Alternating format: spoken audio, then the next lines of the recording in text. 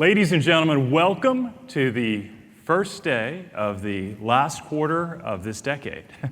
And I say that this morning because what I'm going to share with you is going to be a little bit of inspiration and a little bit of desperation, all designed for the change that we need in our industry across airlines, across distribution, across retailing, for a roaring 20s for our industry ahead.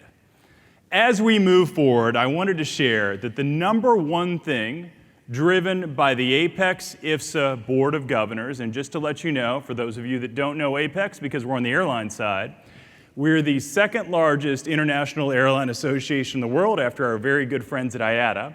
Last year, American Airlines CEO Doug Parker was the chairman of our Board of Governors, and the Board of Governors unanimously passed a motion having us prioritize across 2019-2020 personalization. And passing the gavel on this year now, this past month, to Delta Airlines CEO Ed Bastian, driving this forward and really is a great example of what is possible if you derive full value from your product across channels of distribution. Airline revenue is no longer based on ticket price whatsoever. We have gone from a world where we look at fare buckets, and now it's an experience airfare across all of the different buckets.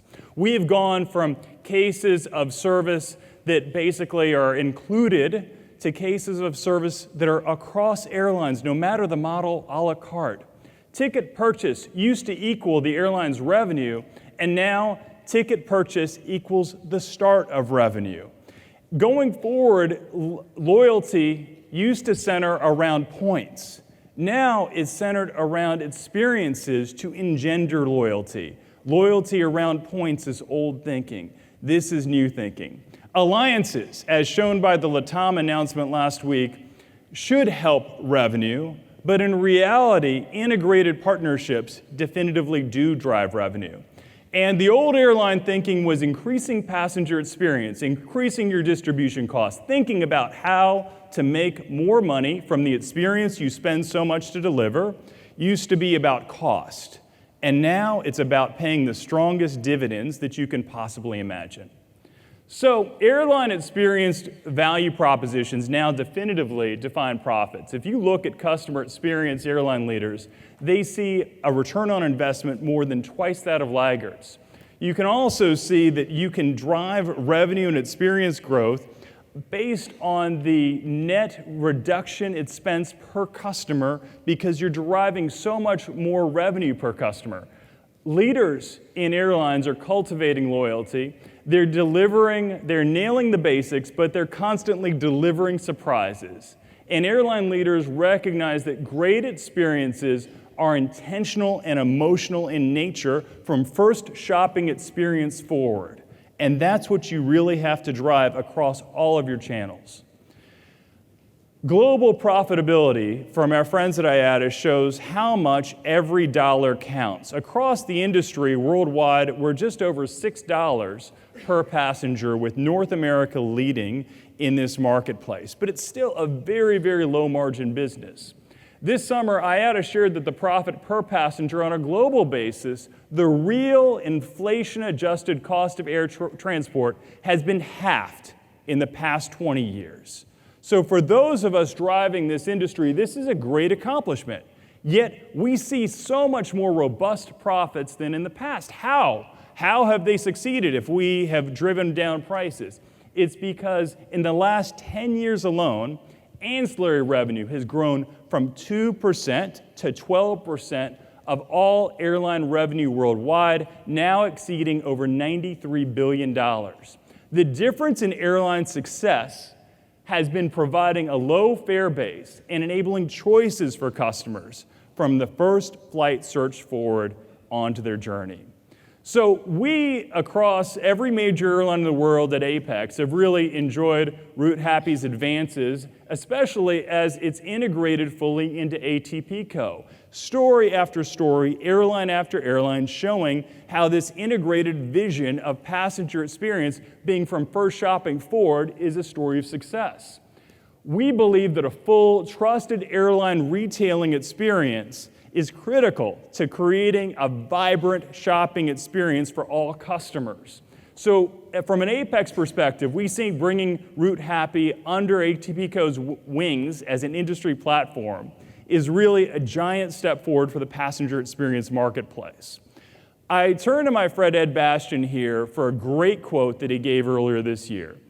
Our performance demonstrates the power of our growing brand preference, our unmatched competitive advantages, and most importantly, the Delta people who are committed to providing the best travel experiences for our customers every day. If you look at this, the Delta Airlines personalization example shows that their philosophy to invest in their people and product to therefore delight their customers and maximize return on investment is not just paying off, it is setting profits that bring the airline industry to a whole new level, where Warren Buffett, a guy who's famously known for saying if a capitalist was there when the Wright brothers took off, he would have shot it down, now is the largest investor in Delta Airlines. So if you look at their examples, utilizing technology to deliver more personalized service, this is from their 2019 flight plan that they've publicly given. Customer experience seams with partners are reduced by 25%. So they recognize that those seams, what you are seeing in the industry, is causing pain for their customers and are losing value, maintaining at least 110% revenue premium above competitors, increasing revenues by 4 to 6% with 50% of that revenue coming from premium products and non-ticket sources, and thereby growing earnings by 10 to 15% with greater profit margins. I want to move on to one of our other North American airlines that this looks like a choose-your-own-adventure map from our friends at Aero Mexico. But what's remarkable is that Aero Mexico has basically shown with their 49% owner friends at Delta, here is how you take all of the customers that you do not know, and here's how you gain mastery of them. One of the great things about airlines is the ones that learn from one another, the ones that go in with open eyes saying, how can we learn?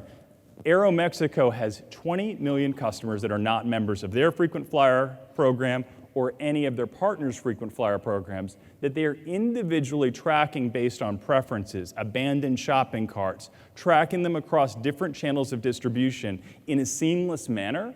And they're executing this because they recognize that is the future of marketing. That is the future of one-to-one marketing, is all the way, every step along this journey being one of engagement. Our friends at Qatar Airways on an end-to-end experience. Their philosophy has been one where a combination of the right product with the right people and price with the place distribution channels gives them a strategic advantage over their competitors. The product and people combined, from their perspective, always provide the best-in-class product with the right personalized touch. And then the price and place, I'll give you one of my favorite stories about Qatar Airways because I'm Atlanta-based, and obviously I tend, like most Americans, I gravitate towards our U.S. airlines. I have status proudly across all three of the major alliances, and I was shopping for flights to Singapore. And as I went, I'm a good corporate citizen. I went across all these different channels of distribution. I used all these aggregation tools. And one remarkable thing was happening with Qatar. They were lowering their price the more I searched. And this was remarkable because airlines that figure out how to dynamically and individually change prices for their high-value customers, oh, they'll win. They had recognized me as a customer that was looking, and in all honesty, I was flying to see Singapore Airlines. And I have a rule, if I'm going to see an airline, I really try super hard to fly on that metal. It's just good form. And so instead, they kept on lowering and lowering the more I searched. And I came to Singapore Airlines headquarters, and they're one of the best airlines in the world, best technology. And I said, I had basically been stalked into going with a competing airline and taking my connection in a destination that I had not considered. But it shows how this world of personalization is changing around us very, very quickly. The price and place leverage across channels really changes things, and personalization of future NDC is connecting also to airlines that use the shopping power of their connecting airport. So in this instance, having me go through Doha and using and utilizing me as a shopper or staying over for free actually increases their net value of what they're delivering from a Qatar perspective overall.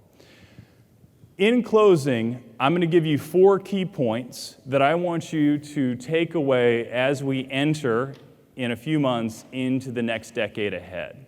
Number 1, successful airlines must genuinely differentiate themselves from first search forward around the experience and unique value propositions that you offer.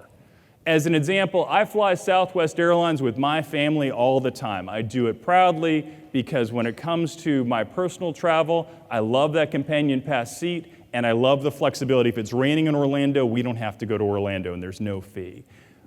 Your unique value propositions affect the same consumer in different ways at different times. Think about those and address them across your channels of distribution because most travelers are not as savvy and might not understand the full value proposition.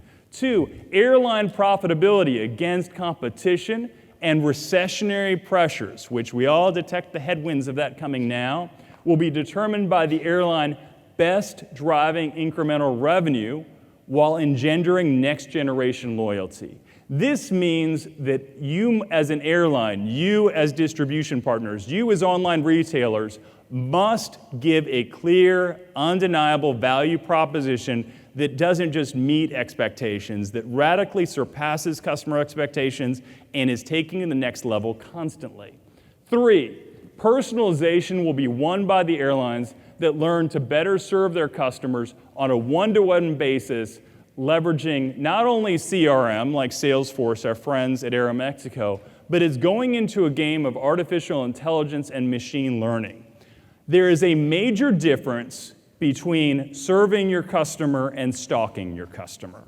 And the one thing that I strongly encourage every airline, every distribution partner in this world, if you are gathering information simply to have it, shame on you.